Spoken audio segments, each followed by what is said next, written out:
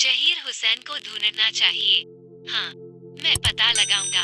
फिर नियाज अली ने फोन पर किसी को कुछ हिदायत दी और फोन काट दिया। फिर थोड़ी देर बाद चपरसी ने दरवाजा खटखटाया और अंदर आकर बोली कि जहीर साहब कचहरी से लौट आए हैं। मैं बहुत खुश था कि मेरे दोनों काम पहले दिन हो गए, यानी ताहिरा खानम का पता भी मिल गया और जहीर साहब के मिलने की संभावना भी पैदा हो गई। मैं उनसे पापा के बारे में जानकारी लेने के लिए बेताब हो गया और तुरंत मैंने नियाज अली एडवोकेट से इजाजत मांगी। खैर, और बेटा सुल्ताना, मेरे योग्य कोई सेवा हो तो फोन पर बता देना, नियाज अली ने विनम्र लहजे में कहा और हम दोनों उनके कमरे से बाहर आ गए। मैं बाहर आया तो एक क्लर्क ने मेरे हाथ में एक चिट थमा दी। ये था ताहिरा खानम का एड्रेस। मैंने ध्यान से उस चिट को बैग में रख लिया। चपरसी हमें अपने साथ ले गई और जहीर हुसैन के कमरे की ओर चल दी। जहीर साहब का दफ्तर भी सादा था। एक बड़ा सा कमरा था जिसके सामने एक क्लर्क बैठा था। दूसरे डेस्क पर एक दाढ़ी वाला आदमी काम कर रहा था। अगर उसने काला कोट न पहना होता तो वह एक वकील की तरह बिल्कुल नहीं दिखता। हमने जहीर हुसैन के बारे में पूछा। क्लर्क ने उसी दाढ़ी वाले आदमी की ओर इशारा किया। सुल्ताना और मैं उसके पास पहुँचे। जहीर हुसैन ने आंखें उठाकर हमें देखा और कहा, रहना, आप लोग कैसे हैं? क्या आप जहीर हुसैन सर हैं? मैंने पूछा। अल्हम्दुलिल्लाह। कहो, मैं तुम्हारे लिए क्या कर सकता हूँ? जहीर साहब, मैं बहरीन से हूँ। आप इम्तियाज साहब को जानते हैं, जो सफदराबाद के हुआ करते थे? हाँ, क्यों? वह मेरे मुवक्किल हैं और मैं लंबे समय से उनके हितों की देखभाल कर रहा हूँ। मुझे बताओ, क्या बात है? आप कैसे हैं? जहीर साहब, तुम जानते हो कि इम्तियाज साहब बहरीन की राजधानी मनामा में रहे हैं और उनकी यहाँ जायदाद वगैरह वगैरह है। मेरे उनके साथ बहुत अच्छे संबंध हैं। वे न केवल मेरे ग्राहक हैं, बल्कि मेरे मित्र भी हैं।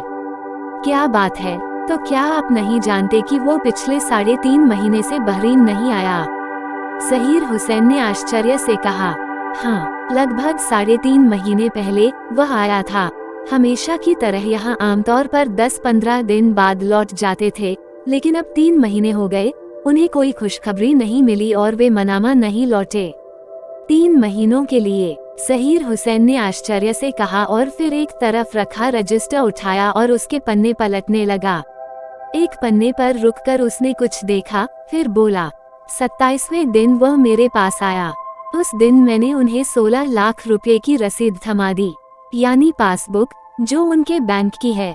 मैंने हमेशा की तरह प्राप्त राशि उनके बैंक में जमा कर दी और फिर पासबुक उन्हें सौंप दी। 27वीं तिथि का अर्थ है कि आज 12वीं तिथि है, और 12 और 3 मतलब 15 दिन पहले जब मैं उनसे मिला था। मेरा दिल थोड़ा सा उछल रहा है। कम से कम पापा के जीने की खबर मिली। आप पूरे यकीन के साथ कह सकते हैं कि वो आपसे एक पखवाड़े पहले मिले थे। ये हस्ताक्षर हैं। मैं सिद्धांतों का आदमी हूँ, मैं हर चीज का रिकॉर्ड रखता हूँ। देखो, ये तुम्हारे बाप के दस्तखत हैं ना? जहीर हुसैन ने रजिस्टर मेरे सामने रख दिया और मैं पल भर में पापा के दस्तखत पहचान गया। मेरा दिल खुशी से भर गया।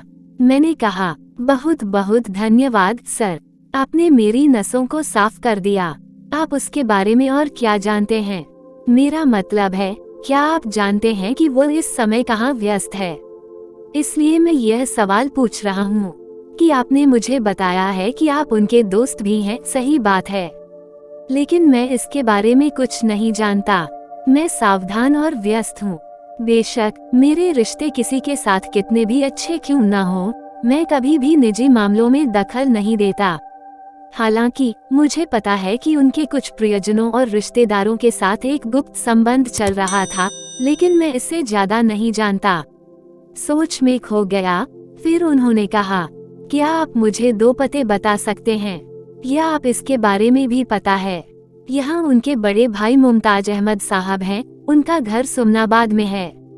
हाँ, मैं ताया अबू के साथ रह रहा हूँ। यह मेरी मौसी की बेटी है। दूसरा पता, उसका एक दोस्त है, रामजी साहब।